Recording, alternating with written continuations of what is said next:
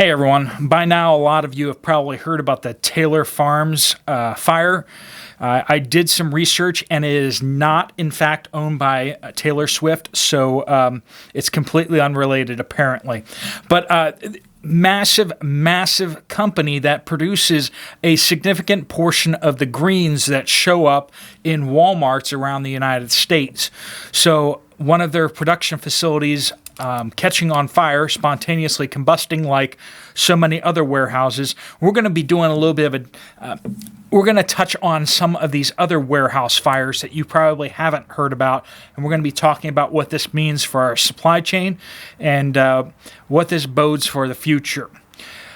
Folks, thanks so much for joining us. If you haven't already subscribed to the channel, please do so. It helps us get out to more new people. Always keep hitting that like button. I don't harass you over that every single video, and I don't like covering that because, it annoys me when other people do it. So you only get it like once every 20 times. So, but let's jump into this warehouse fire. So, things have a tendency to spontaneously combust in California. And a surprising number of those are started by humans, intentionally. Yeah, we keep hearing about these wildfires that happen every year. And the dirty secret is that many of them are actually arson. Yeah, that tends not to get covered all that much. They keep talking about climate change and stuff like that. But that's not saying that's not a contributing factor, but the simple fact is they got a whole bunch of arsonists out there in California. When I was traveling in South Africa a while back, I think it was like 2010, 2009-ish or something like that. It was a dry season down there around Cape Town, and they were having some brush fires and such. And in the news, they're talking about, the weather, it's dry, blah, blah, blah, blah, blah. And then I was talking to some of the locals, and a couple of the locals mentioned, well, actually, the people get angry, and they go out there, and they start lighting things on fire. That's really what's going on, is that people think it's all right to set fire to the forests and such. They don't have much forest out there. But back to the United States, it seems like people are escalating in California, especially in some of these other locations, particularly downtown urban areas. They're not just burning brush anymore. They're starting to burn down warehouses. And you can look at that and say there's a grand conspiracy and that people are putting them up to that. And that's possible. I don't know. Or it could be just a whole bunch of disgruntled people thinking it's all right to damage property. I don't know. But let's go over these real fast. Taylor Farms fire. No indication of arson just as yet. They're still getting it under control. Then they'll have the investigation of how it started. But you probably did not hear about in the last 24 hours the warehouse fire in Miami-Dade County. Also, another warehouse in El Paso, Texas also went up. Just over 24 hours ago, a warehouse in Philadelphia went up. And several days ago, another warehouse in California went up, a UPS warehouse. Yeah.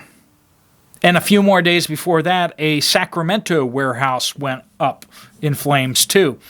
And then, of course, we have the fire that happened at the major distribution center for online fulfillment in, Indiana, just not too long ago outside Indianapolis. We had the big domino fire last year that took out the sugar processing plant in Baltimore. And those are I'm just doing these off the top of my head after those last couple in the last 24 hours or so. But we just have a lot of these fires happening, right? We had that warehouse fire over in Taiwan. And just one after the next, these major distribution warehouses are going up in smoke, quite literally. And with all that, these things are going to have a significant impact. The fact is that this is not how often warehouses tend to go up on fire, right? This is unusual. Whether it is nefarious and there is a grand scheme, or whether it's not nefarious, it's going to have the same effect. And that same effect is simply this, is that the supply chain that's already strained to the breaking point is going to get strained even further. things are not going to show up at your shelves. Are you prepared for that? We have this dispute going on the southern border. We had a dispute on the northern border recently of the United States, and now we have a dispute with our southern border down in Mexico over immigration policies.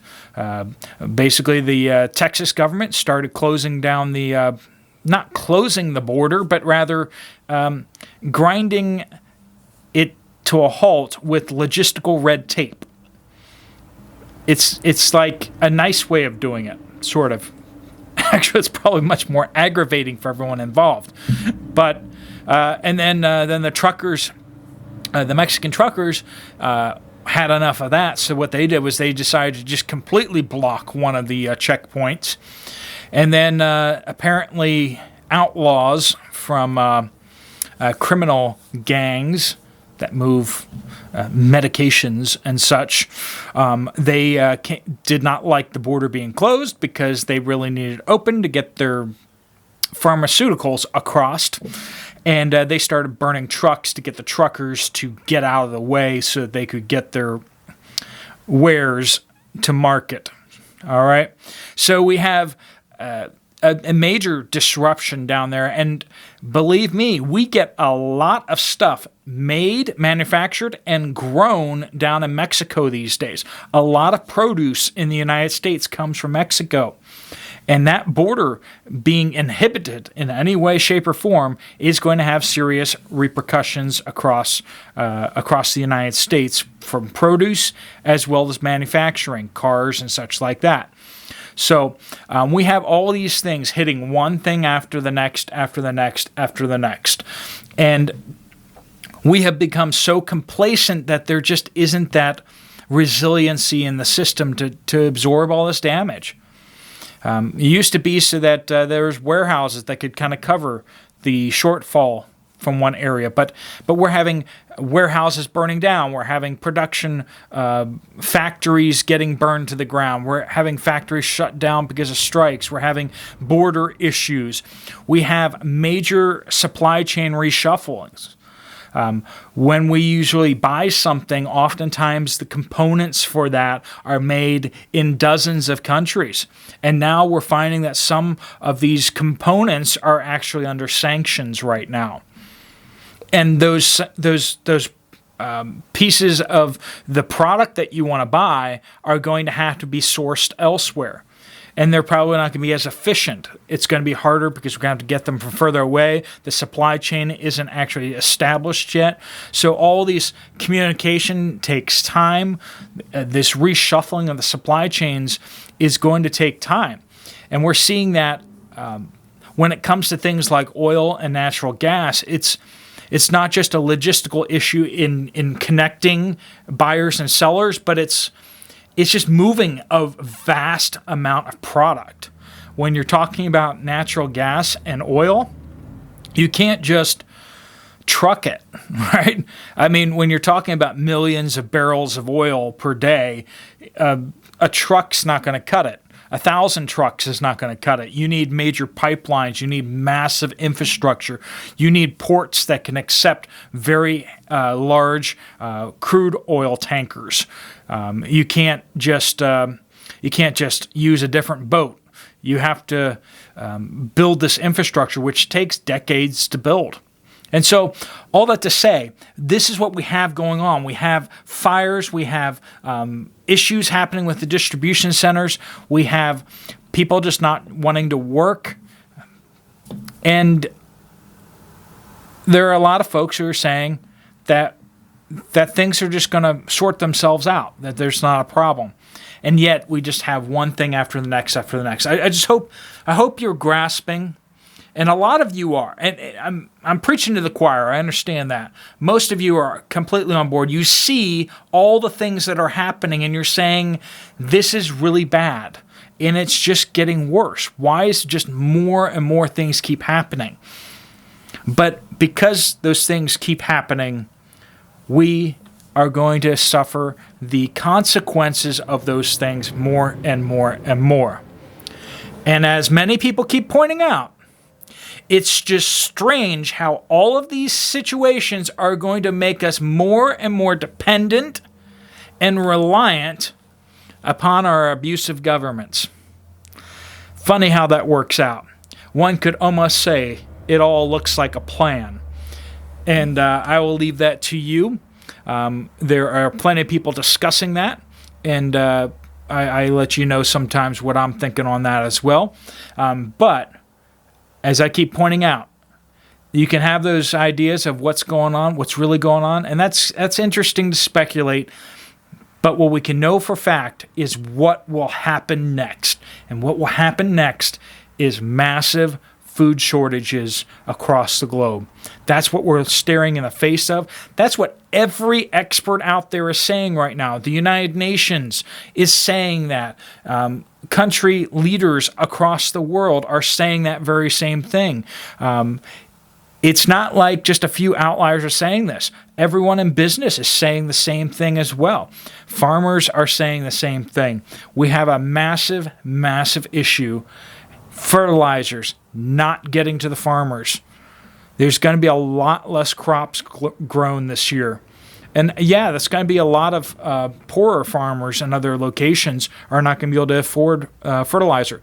In the more civilized world where people can afford even the more expensive fertilizers, they're going to choose to either grow different crops that use less fertilizer, which is what we're hearing, this massive rotation out of corn and wheat into soybeans. And we're also hearing a lot more farmers are choosing just not to plant this year.